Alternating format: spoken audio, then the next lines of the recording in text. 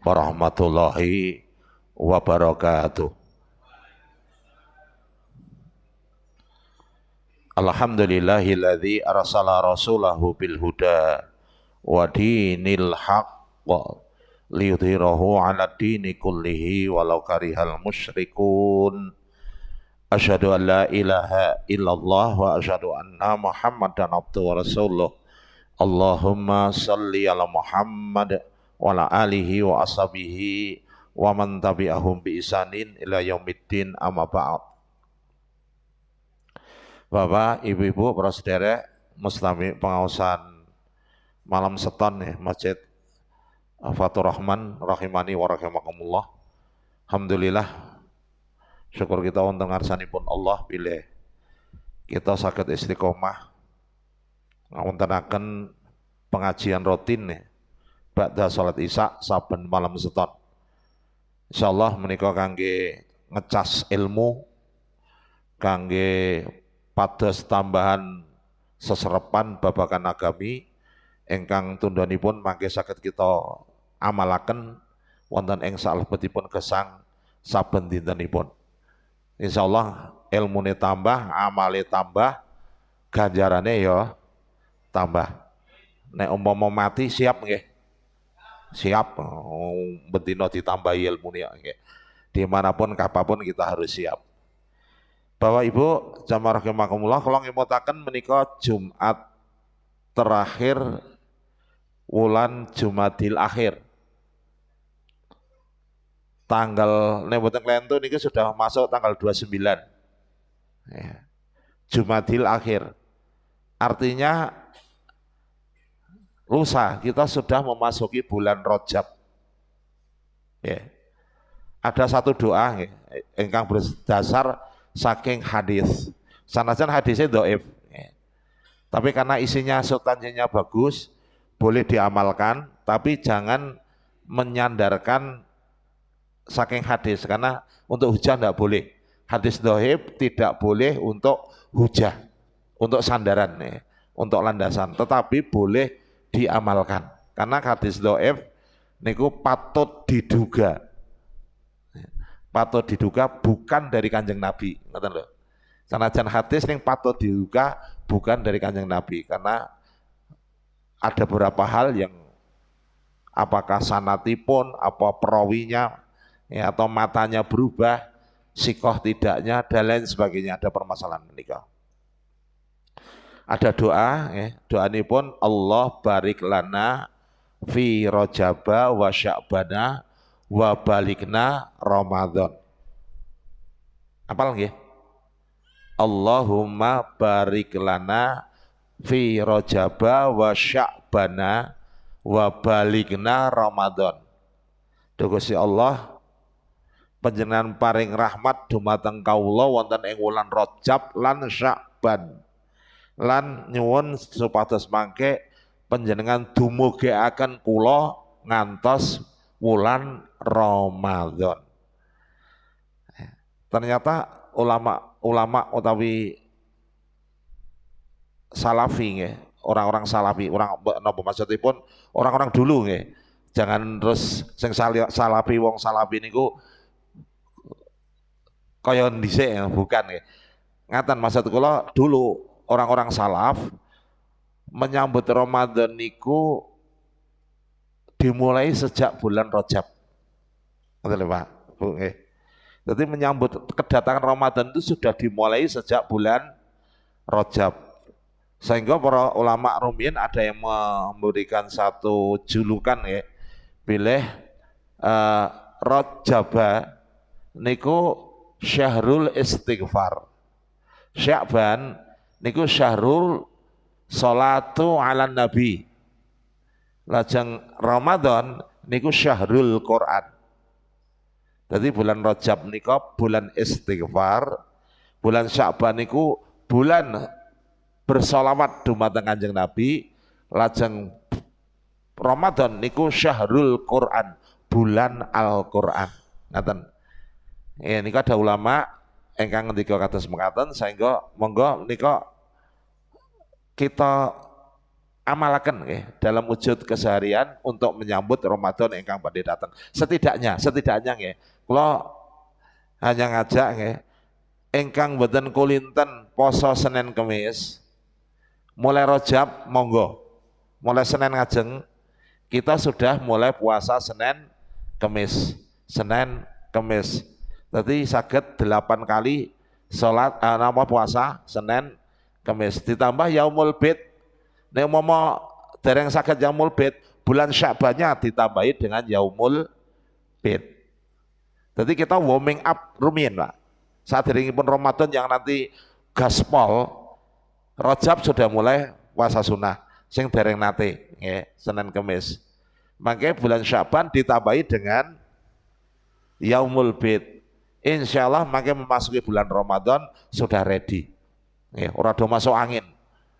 Soalnya kan biasanya nek ora tau poso nggih niku langsung puasa Ramadan, hari pertama, hari kedua, tiga biasanya terus do ambruk. Leres nggih Pak nggih.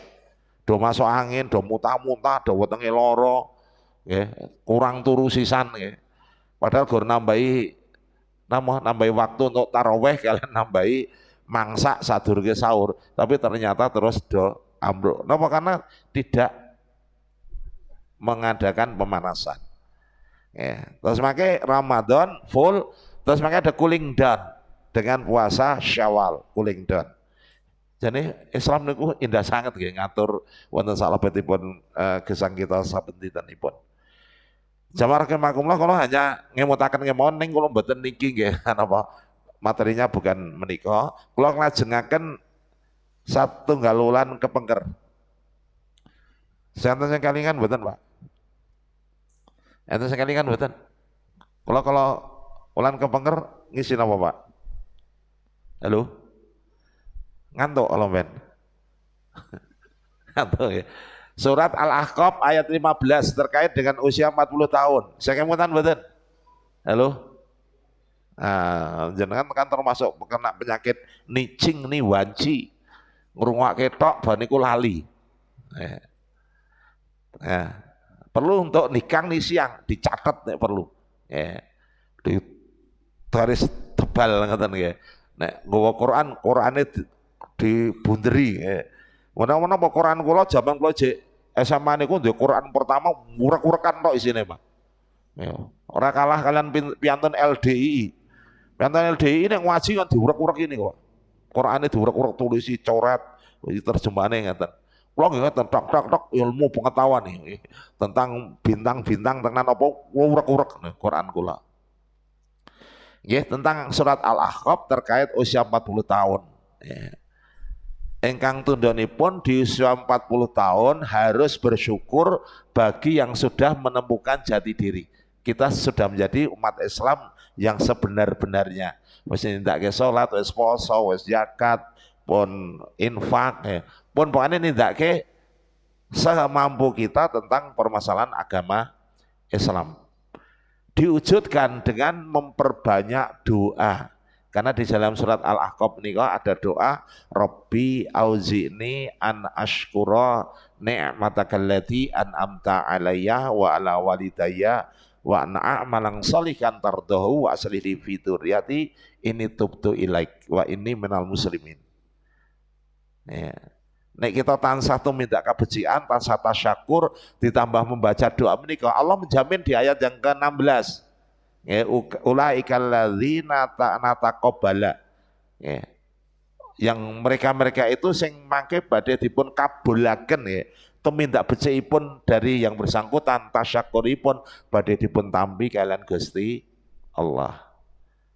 Nah, kalau mben sampun kula aturaken di usia 40 menika usia matang dari sisi agama, dari sisi pola pikir, dari sisi otot fisik niku mengalami usia pol. Ya. Nek agamane saged ditambah, ngilmune bisa tambah, tapi untuk fisiknya sudah tidak bisa tambah. Karena sudah tidak terjadi proses regenerasi sel, tapi sebaliknya degenerasi sel. Terjadi proses penuaan sel.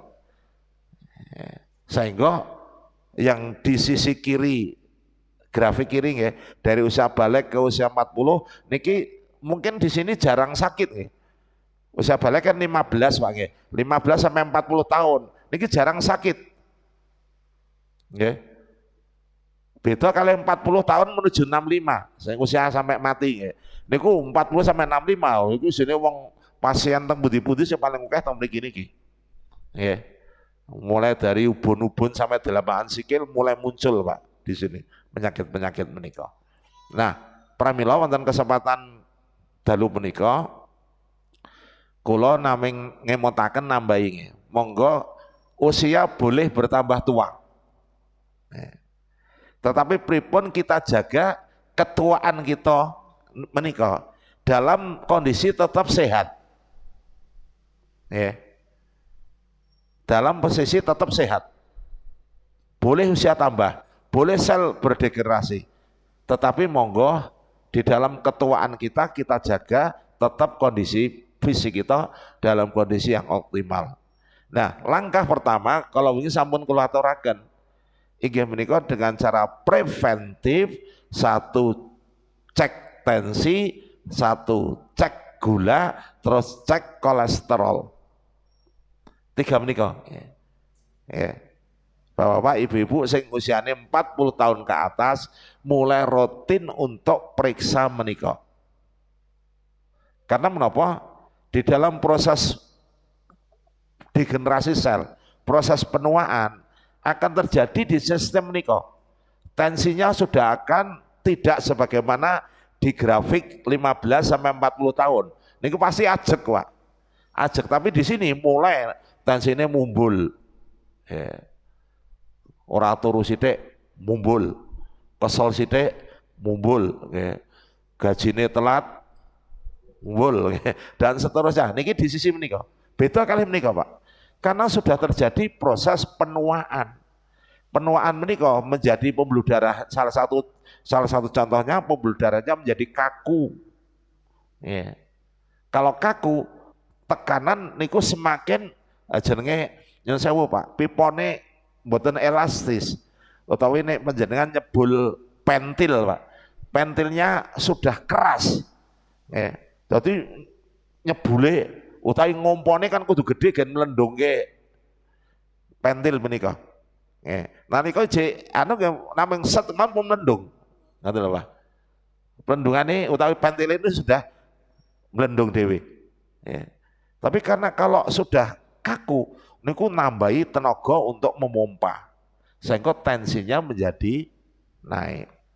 Padahal dengan tensi naik yang bertahun-tahun bahkan berpuluh-puluh tahun maka akan menyebabkan beberapa organ-organ penting menjadi terganggu fungsinya. Jadi kata kunci pertama adalah tensi dijaga. Berapa tensi untuk usia kita niki Pak? Usia kita yang 40 sampai tua lah ya. Niku jangan sampai melebihi 140 sistol, 90 diastol. Ya. Jadi Bapak, Ibu mau nek ngecek tensi, jangan sampai tensinya itu lebih dari 140 atau diastolnya 90. Ya. Nek nambah sidik ya ulah lah nambah sidik. Kesel sidik 175 boleh, 150 boleh. Tapi kesel titik langsung 110. Lah niki kudu ngati-hati.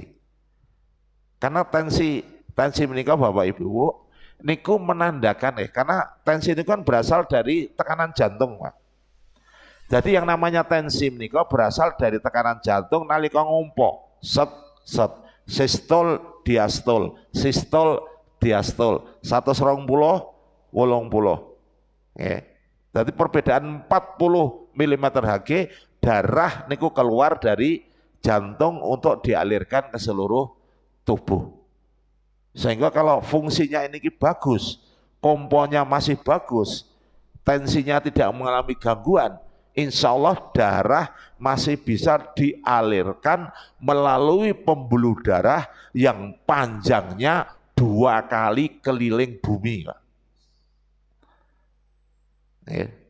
Jadi pembuluh darah kita mulai dari jantung, Pak. Niku sampai yang namanya kapiler. Kapiler niku koyo rambut dibelah 7. Ya, Pak. Jadi gedene pembuluh darah yang namanya kapiler niku koyo rambut dibelah 7. Di sawang pun mboten ketok, Pak. Harus dengan mikroskop. Lah niku nek di sambung-sambung niku panjangnya konon aku ya ora ngerti carane neliti piye. Niku lebih dari 80.000 kilometer, berarti 2 kali keliling dunia. Niku yang nanti akan mendapatkan pasokan darah dari tekanan sistol dan diastol niku. Pramila niki tensi harus panjenengan rutin, Pak. Jangan sampai sepeda malih melebihi 140 di bawah 90. Karena faktor makanan bisa menyebabkan nikotin tekanan jadi tinggi. Faktor stres bisa menyebabkan tekanan tinggi. Faktor kurang tidur bisa menyebabkan tekanan darah tinggi. Rata olahraga bisa menyebabkan pembuluh darahnya kaku sehingga tensinya tinggi.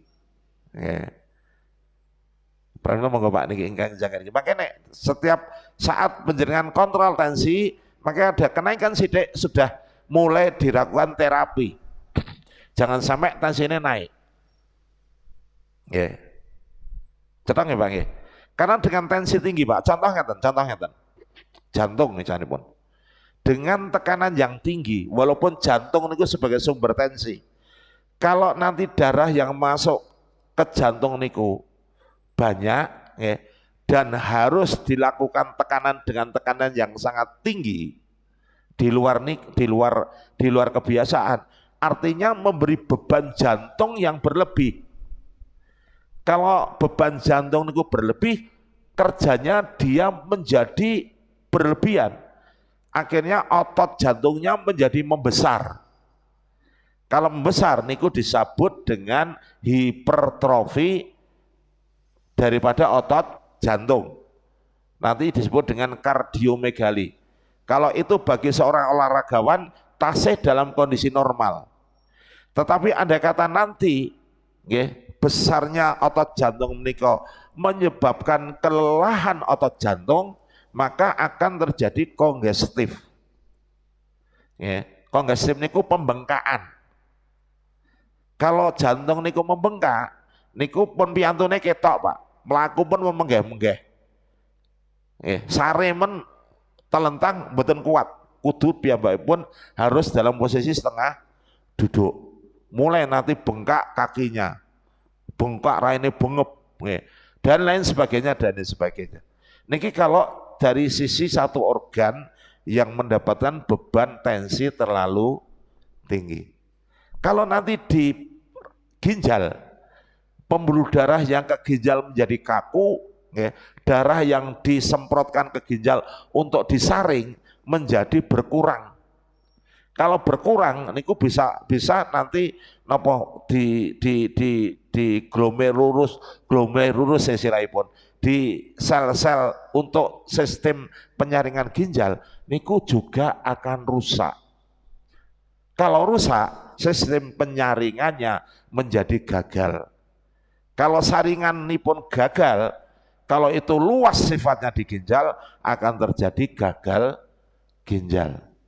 Kalau gagal ginjal berarti racun-racun akan menempuk di dalam tubuh kita di pembuluh darah niko. Sehingga perlu dikeluarkan, dicuci darahnya, nanti darahnya dimasukkan lagi, sementara racunnya niku dikeluarkan lewat mesin, sing jenenge mesin HD. Jadi panjenengan ningali teng bangsal HD niku seseorang nanti akan ditusuk lewat pembuluh darah perifernya, darahipun dimasukkan ke mesin selama kurang lebih dicuci 5 jam Pak. Jadi ketika dicuci Pak, disaring melalui satu alat di dalam mesin yang nanti kalau sudah bersih dimasukkan ke tubuh. Jangan bayangin Pak. Jadi cairan darah niku semua nanti seluruh tubuh niku akan dialirkan lewat alat menika. Sehingga seseorang yang dicuci ginjal menika nggih, satu tangannya di sini sudah kayak enten kawate Pak. Kayak enten plastik ya, ditemok magreng. Karena ada kayak pembuluh darah sintetis di situ, nanti suatu saat di nyubres temeriku pun pas. Itu tidak sakit Pak. Cuman bayangkan kalau wong donor darah dicublas dengan jarum yang gede banget. Ya. Itu kan sakit Pak. Sanajan kula niku pun 1,50 lebih Pak di donor darah. Lama-lama ya serak rasa dicublas. Bahkan perlu gak lerekan ya. Lerekan nanti. Nah, niki kalau mengenai organ ginjal. Belum kalau mengenai organ-organ yang lain. Di otak niku sakit terjadi pembuntuan di beberapa otak. Kalau buntu, maka fungsi otak akan terganggu, Pak. Terganggu mulai pelan-pelan dari mulai ingatannya dari pelupa, orangnya demensia, lali, oke lali nih, motoriknya sudah mulai terganggu, mau nih satset, ini mulai gregeli, Deben ibu-ibu ngelebok ke benang teng jarum titis, blas. Tapi dengan bertambahnya usia, otaknya sudah tidak bisa konsentrasi. Niku ngeblok ke benang tengen bolongan dom. Suwene ora jamak. Sangko nek pitulasan ngenten ke lomba ngelebok ke benang teng dom. Niku ampun dipilih sing sepo. Niku mripate pun blawur. Wes gregeli orang iso konsen Pak. Dadi ngleboke bola-bali rumangsane wis mlebu, ternyata bareng dileboke balik meleh.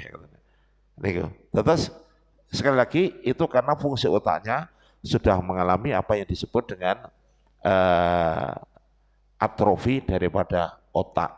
Makanya atrofi otak kita apa nih di scan menika ada berapa rongga otak yang longgar nggih. Kita ireng-ireng pun mulai muncul. Padahal nek genom niku kebak. Nggih otak niku penuh, tapi kalau sudah atrofi mulai menciut. Nggih. Niku nek cara dipangan niku pun otake ora kaya seger. Nek otak sapi niku lho, Pak. Nek otak sapi pun tua kan rasane mboten enak, tapi nek genom niku otake digoreng, wah kula seneng niku. Ya, seneng niku. Ya ini dengan tensi bahwa ibu-ibu panjenengan kedah rutin memeriksakan menika. Yang kedua, kadar gula. Kadar gula. Kenapa ini penting? Karena usia 40 tahun ke sana, Pak. Niku sudah terjadi kalau mau proses penuaan. Di mana nalika saderengipun tubuh itu mengalami penuaan.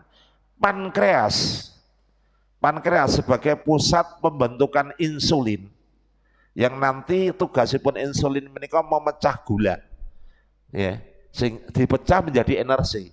Niku bekerja dengan baik, Pak. Masih dikompensasi berapapun energi yang dikeluarkan. Panjenengan makan sebanyak apapun masih dikompensasi oleh insulinnya pankreas. Ngoten lho.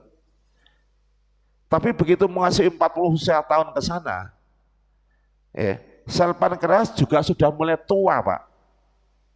Ibu, produksi dari insulin menjadi menurun. Sementara kita makannya ije ajek. Esok-esok tangi turu ginastel. Yo ije ditambahi gedang goreng, ditambahi belangreng, pohong goreng. Biasanya kan niku ginastel. Nek secara simbah-simbah dhisik kan ginastel kalian makman camilan kayak ngeten niku ndak masalah. Karena begitu nanti mendapat camilan ginastel, belangreng, rampung nyekel pacul teng sawah, Pak. Kali ngenteni sarapan dikirim saking griya. Kemeringat langsung energinya habis. Sehat. Ginastelnya dibakar untuk energi. Betul kalian bapak-bapak zaman sakniki. Bangun tidur nggih ginastel. Nggih Pak nggih, tetap ginastel. Gedang gorengnya ya tetap, pohong gorengnya ya tetap. Tetapi bar niku namanya nyekel pacul, Pak. Enggak nyekel pacul. Cekelane HP. Nah, niku energinya tidak terbuang. Sehingga gula numpuk ngoten lho, Pak. Gula numpuk sementara insulin produksinya berkurang. Jadi untuk memecah gula menjadi energi menjadi berkurang. Akibatnya gula numpuk. Bapak-bapak saged ngrasake panjenengan nek ngemut gula. Nggih Pak nggih. Ngemut gula. Teng untu linu mboten Pak? Halo. Linu mboten Pak? Linu mboten Bu? Mana sing legi-legi meneng untu linu mboten? Linu karena akan napa nggih terjadi abrasi. Jadi gula niku sangat napa nggih korosif. Gampangipun korosif. Ya. Sesuatu di situ ada gulanya akan cepat rapuh, Pak. Ya, akan cepat rapuh. Sehingga gula menikah menjadi satu tantangan tersendiri bagi kita manusia yang berasa di 40 tahun ke atas. Pramila sebenarnya balik untuk mengetahui nanti gula kupiro setiap bulan monggo kita kontrol gula agar tidak terjadi antisipasi yang buruk untuk kedepannya. Karena kalau sudah terkena gula, niku penyakit seumur hidup. Kalau tidak hati-hati, niku akan terjadi kerusakan-kerusakan mulai dari pembuluh darah yang kecil, mulai matanya kabur, Pak, mulai kabur. Niki saya iso tidak begitu masalah nih kabur nih. Mungkin satunya iso ngimbangi. Ya. Tapi kalau terjadi kerusakan pembuluh darahnya di itu, ya. Di itu maksudnya di senjatane panjenengan, Pak nggih. Di zakaripun bapak-bapak menika. Itu kalau terjadi kerusakan pembuluh darah, orang gula niku pertama kali pasti menyatakan dirinya fungsi ereksinya sudah tidak sebagaimana dulu-dulu. Gampangane wis ora iso ngalor. Nah, tela-telo ngoten, Pak. Karena apa? Pembuluh darah rusak yang menuju ke dorsum venis di corpus cavernosum, yang di situ nanti berisi darah sehingga jadi gede Pak nggih. Jadi gede niku karena terisi pembuluh darahnya terisi oleh darah. Kalau itu darahnya masih bagus, nggih, dengan rangsangan tek langsung suret terus gede dawa ngoten lho Pak nggih. Niku secara otomatis. Tapi bagi penderita gula yang sudah lama, niku pembuluh darah di situ bisa rusak. Boten terjadi pembesaran penis karena apa? Pembuluh darahnya rusak. Niku biasanya sudah menengah. Nah kalau berat niku kalau sudah terjadi pembuntuan pembuluh darah, sehingga kakinya ireng, korengen terus, ambune kas. Nah, dokter biasanya ngobrol, udah kalau gini diamputasi saja. Karena ini diobati, cek jumbat seumur hidup ngobati koreng. Lebih baik potong langsung ditempel kanggo kaki palsu dan seterusnya, tetapi selesai. Tidak mikir ke koreng yang bertahun-tahun orang mari bahkan semakin niku dan ibadah pun tidak nyaman, tidak nyaman. Gula Pak. Jadi nanti akan menyebabkan gangguan di seluruh tubuh. Perlu dijaga, kalau bisa cek rutin gula niku jangan melebihi 200 Pak. Niku kalau sudah klinis terjadi gangguan klinis itu di atas 200. Oke. Setelah makan jangan sampai melebihi 200. Pak dijaga sekitar 120 untuk gula darah sewaktu. Sekitar maju mundur 120. Maju mungkin kurang 100 sampai 140 masih batas normal. Ini untuk gula. Yang ketiga Bapak Ibu, kolesterol. Kolesterol menika jadi pun senyawa lemak, Pak. Niku sebetulnya dibutuhkan oleh tubuh. Tetapi nanti kalau kolesterol niku berlebih, kalau berlebih, itu akan mengganggu sistem kardiovaskuler karena akan terjadi pembuluh darah dari yang bersangkutan kaku karena terjadi aterosklerosis, nebel Pak, dinding pembuluh darah menjadi tebal. Kalau dindingnya tebal, jadi salurannya kan menjadi kecil. Kalau kecil, maka darah yang dialirkan juga sedikit. Niku. Yang repot kalau nanti napa penebalannya niki luruh. Luruh, Pak. Luruh niku iso sedidik-sedidik saged langsung mabrul, luruh semuanya sehingga nanti bisa buntoni pembuluh darah kecil yang ada di bawahnya. Kalau di otak bisa stroke, di jantung akut miokard infark, di ginjalnya bisa terjadi niki wau napa sistem saringannya menjadi rusak. Nah, kolesterol niku ada dua nggih, ada kolesterol baik, ada kolesterol jahat. Kolesterol baik niku namanya HDL, high density lipo nggih, dadi lipid, dadi lemak dengan densitas tinggi. Yang satunya adalah LDL, low density lipid. Niku. Untuk HDL, nek penjenengan diperiksa HDL niku harus setinggi mungkin nek saged. Minimal 60, Pak. Batas yang diwaspadai 40. Karena kalau 40 ke bawah niku sudah akan timbul gangguan di jantung terutama. Jadi untuk HDL menika dijaga setinggi mungkin 100 nek saged, syukur lebih dari itu. Sementara LDL ini yang jahat, jangan melebihi angka 100. Ya, harus di bawah 100. Walaupun basar atasnya 120. Ya, kalau di bawah 120 masih aman. Kalau nanti HDL-nya lebih dari 60, bagus, Pak. Ya. Niku HDL, LDL, satu lagi trigliserid.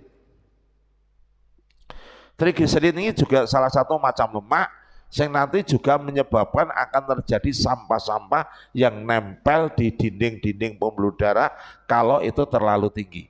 HDL, trigliserid ini kok dijaga jangan melebihi 160. Kalau trigliserid ini kok tinggi, Pak, niku getih menketok kileng-kileng. Kalau nanti kagungan pasien trigliseridnya di atas 1000. Getih kemana pun ketok kileng-kileng kaya lengo, Pak. Karena saking banyaknya niku. Nah, untungnya masih muda. Dan baru saja diobati langsung turun, mak pelurut. Niku. Terus Bapak, monggo niki gula, kolesterol, syukur nek kersa make kolesterolnya itu kolesterol total, HDL, LDL, trigliserid diperiksa. Tapi mahal, Pak. Mahal. Dan nek BPJS hanya menanggung bagi yang pronalis 3 bulan sekali. Kolesterol total, HDL, LDL kali trigliserid. Itu pasti diperiksa, Pak.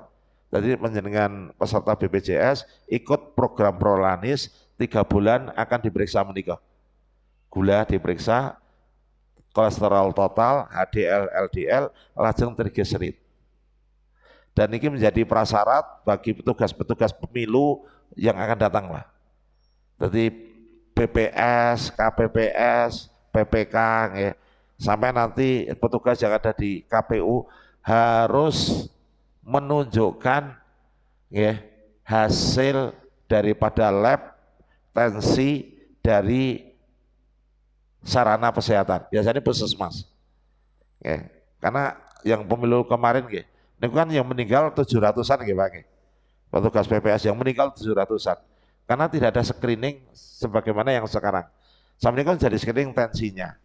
Sudah di screening gulanya, sudah di screening kolesterol. Nanti akan diobati, Pak. Kalau ini diobati bisa sembuh, maka akan dikeluarkan surat keterangan sehat. Niku. Karena kalau nanti duwe loro gula, PPS ini kan mulai dari H-min, Pak.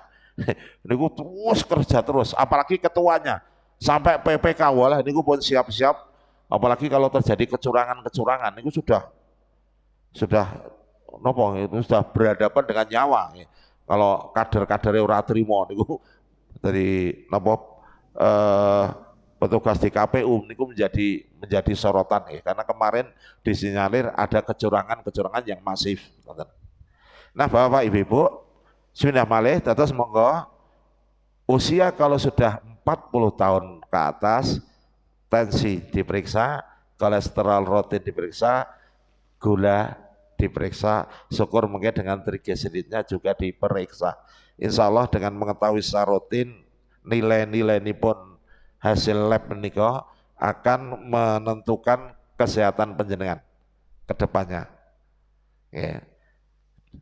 Lan kangge napa nggih kangge menurunkan risiko terjadinya penyakit gula, darah tinggi, kolesterol dikelak kemudian hari.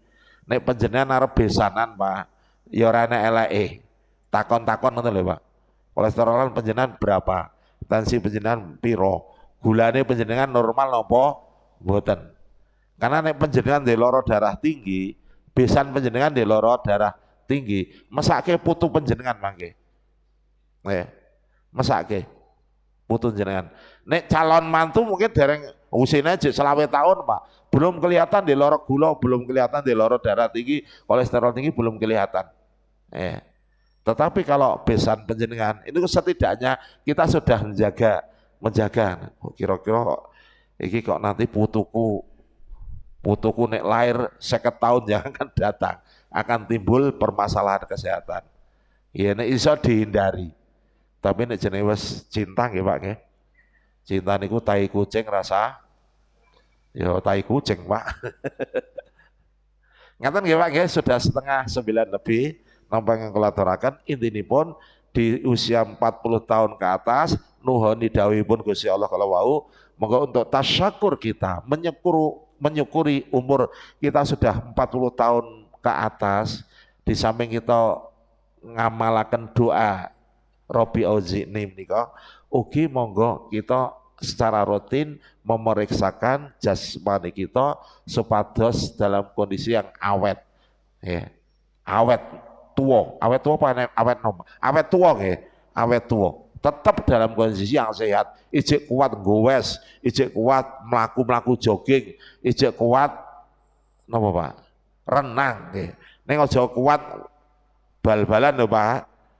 Ya, bal-balan kula nate gawe bal-balan 40 tahun ke atas ngangge sarung nggih. Bal-balan kok ngangge sarung niku kan bermasalah, Pak. Nah, nalika giring niku mungsuhe ora gelem ngalah, Pak. Padha-padha tuane gaprukan gares do gares. Alhasil dua-duanya patah semua. Ya jenenge balung tua tatapan jedek pengkaduan wani muni keplak ngoten Pak. Nanti kula suara krungu niku keplak waduh kayak patah. Ternyata betul patah. Kali-kali pun patah nih. Nalika kula teset wonten Karangasem. Ternyata nek jago kapuk niku nek ra di kayak pengertian ya nggih kaya ngoten niku. Lah nek jek enom ngoten mboten ana patah niku cepet nyambung nggih. Patah retakno nek cah nom-nom aja nyambung cepet apa cah cilik, Pak.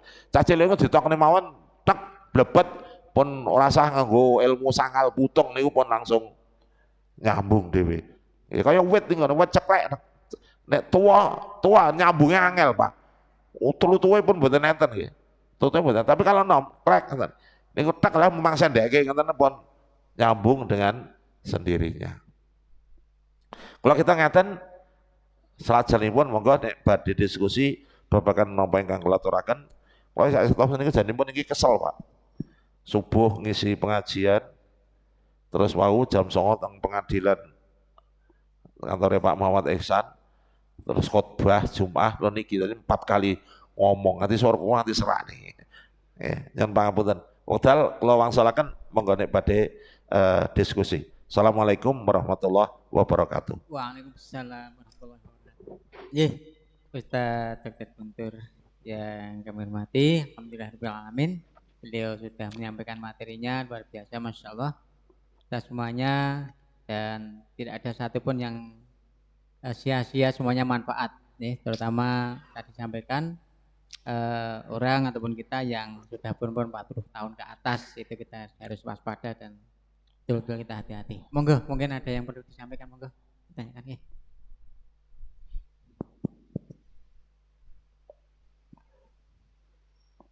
Nggih, matur nuwun Pak Dokter. Menika wonten hubunganipun dengan kepanikan. menawi badhe dipun operasi napa-napa kok HB-nya turun. Lah menika kados pundi? Terus batas-batasnya HB itu kalau turun sampai berapa, kalau naik sampai berapa? Nggih. Matur nuwun. Nggih. Terus HB menika sel darah merah nggih Pak. Berasal dari sel darah merah. Sel darah merah niku kan dibentuk dari sumsum tulang. Ya. Terus darah kita menika diproduksi di sumsum tulang. Semakin muda usia niku sistem homopoietiknya, sistem pembentukan sel darah merah akan berjalan dengan baik. Semakin usia tambah, kemampuan untuk membentuk sel darah merah semakin berkurang. Jadi semakin tua, niku sel pembentukan darah merahnya semakin berkurang. Sehingga nek zaman nom nek tidak ada kelainan lain, niku jarang orang terjadi anemia. Jarang terjadi anemia. Ketika menginjak usia tua, 40 tahun ke atas, sel kortek tulang dan sungsung tulang mengalami penurunan produksi. Otomatis sel darah merahnya juga turun. Sehingga antara produksi dan sel darah merah yang hilang. Jadi sel darah merah niku berusia 3 bulan, Pak. Jadi sel darah merah kita niku bertahan di tubuh kita 3 bulan. Setelah 3 bulan nanti akan rusak, rusak, hemoglobin nanti akan diproduksi akhirnya pun keluar sebagai empedu. Antara lain sebagai empedu. Jadi nalika seseorang itu mengalami penghancuran hemoglobin yang terlalu cepat, pasti akan terjadi warna daripada kulitnya kuning. Karena nanti akan terjadi hasil empedu yang cukup tinggi di saluran empedunya. Ngeten nggih Pak nggih. Sehingga untuk mengantisipasi menika harus ditambah dengan intake makanan yang banyak mengandung Fe. Di samping mungkin enten kapsul yang mengandung Fe. Apakah sulfasferosus atau sangobion ya. Pokoknya bahasanya bion menika. Niku banyak mengandung Fe, ada sekitar 200 mg sekian. Kalau niku dikonsumsi sehari satu akan membantu untuk terbentuknya proses pembuluh darah. Nah, biasanya pianten sepuh ngatakan niku arep dioperasi, jadwal operasi prostat. Barang diperiksa darah rutinnya, HB-nya hanya 8, tunda dulu, transfusi 2 kolop. HB-nya 10 ke atas, lebih baru berani dioperasi. Katakan nggih Pak nggih.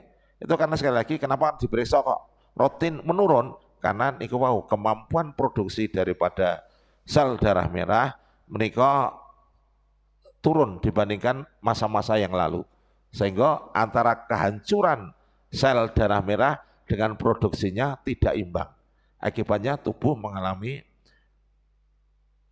anemia, defisiensi besi. Kalau sering niku Pak, bar Covid, kalau niku bar Covid niku kalau mben darah kula tidak pernah lebih dari 10 HB-nya. Padahal kula kan 3 bulan, 2 bulan donor. Nah kula kudu minum obat rutin dari luar. Alhamdulillah kemarin sempat 13. Akhirnya pun kula donor. Terakhir kalau ini dinyatakan darah kula bagus, donor malih. Jadi kula pun sudah 151 donornya.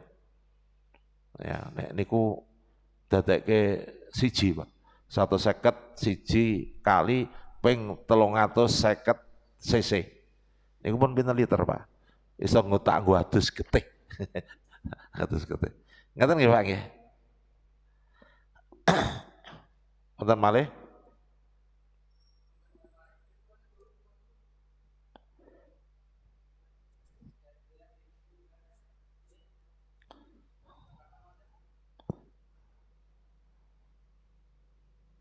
Nih, kalau tidak ada satu lagi pertanyaan Ustaz.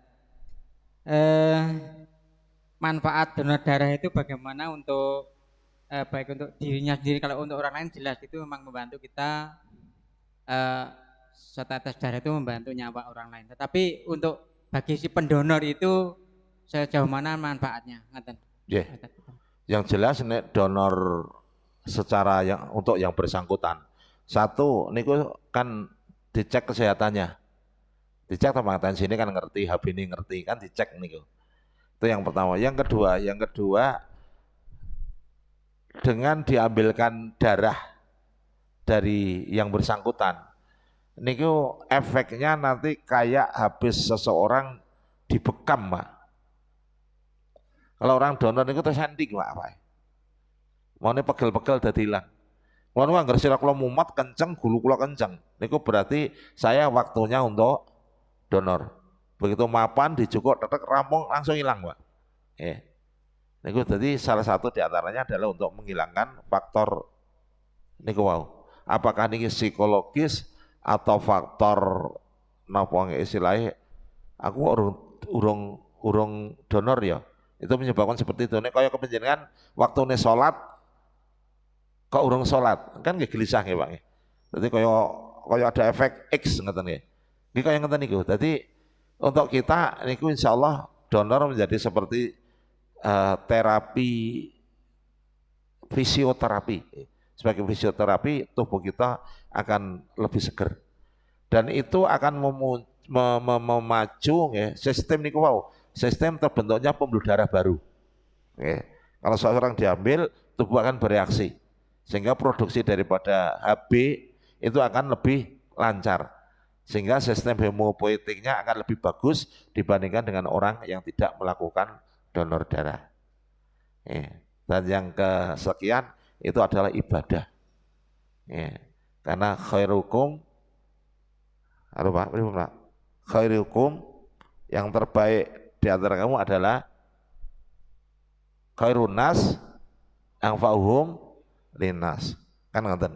Jadi orang yang terbaik itu orang yang bermanfaat kepada orang lain. Itu kan ibadah, Pak. Jadi kita sudah berikan darah kita untuk digunakan kepada orang lain. Karena pemanfaatan darah ini kok semakin lama semakin tinggi, Pak. Karena semakin tindakan medis yang dulu tidak berani menjadi berani. Ya, itu dibutuhkan antara lain salah satunya adalah dengan darah. Apalagi demam berdarah itu dereng sakit dikurangi, Pak. Itu kalau sudah kayak penyakit tahunan gitu. Niku tadi demam berdarah itu yang harus salah satu nanti ada faktornya adalah dengan menambah terutama trombositnya. Ya, trombosit dari yang bersangkutan biar tidak turun drastis. Karena trombosit ini akan terkait dengan sistem pembekuan darah. Kalau trombositnya menurun, maka akan terjadi perdarahan. Butuh donor trombosit. Diambil dari mana? Dari darah pendonor, nanti diolah di mesin, digoyang-goyang sampai sekian kali, nanti endapannya adalah niku berisi trombosit. Yang komponen lain dipisahkan, mungkin plasmanya bisa untuk yang lain. Tapi trombositnya nanti didonorkan kepada seseorang yang membutuhkan, antara lain ini mau penderita demam berdarah. Ngoten Mas Agung. Ngoten Ustaz. Jadi Bapak Ibu semuanya, ternyata donor darah itu juga tidak hanya bermanfaat untuk orang lain yang membutuhkan, tapi juga bermanfaat sekali untuk yang si pendonor itu sendiri.